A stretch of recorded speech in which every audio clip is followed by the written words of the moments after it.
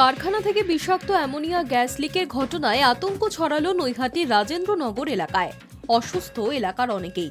Gas লিকের খবর পেয়ে ঘটনাস্থলে পৌঁছে দমকল ও পুলিশ কর্মীরা পরিস্থিতি নিয়ন্ত্রণে দ্রুত পদক্ষেপ নেন।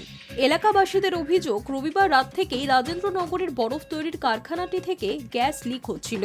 সোমবার সকাল হতেই অ্যামোনিয়া গ্যাসের বিষাক্ত আবহাওয়ায় বিপদ বাড়ে। পরিস্থিতি সামাল দিতে হিমশিম দশা দমকলের। পুলিশ ও স্থানীয় সূত্রে জানা গিয়েছে, রাজেন্দ্রনগর এলাকা বরফ তৈরির ওই কারখানার ভিতরে অ্যামোনিয়া গ্যাসের একটি ট্যাঙ্ক রয়েছে।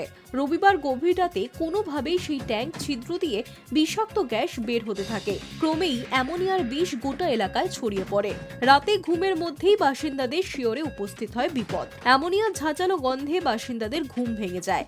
অনেকের শুরু হয় শ্বাসকষ্ট।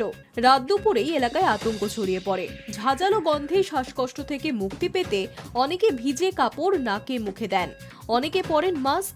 রাতেই খবর দেওয়া হয় পুলিশ ও দমকলে। ঘটনাস্থলে পৌঁছে যুদ্ধকালীন পরিস্থিতিতে কাজ শুরু করে দমকলের বাহিনী। ওই ট্যাঙ্ক থেকে গ্যাস লিক বন্ধের চেষ্টা করেন তারা। সোমবার সকালেও গ্যাস লিক বন্ধ না করা গেলে বিপদ বুঝে স্থানীয় বাসিন্দাদের নিরাপদ দূরত্বে সরিয়ে নিয়ে যাওয়া হয়।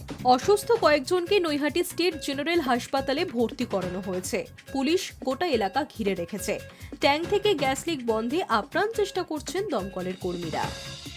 High news network.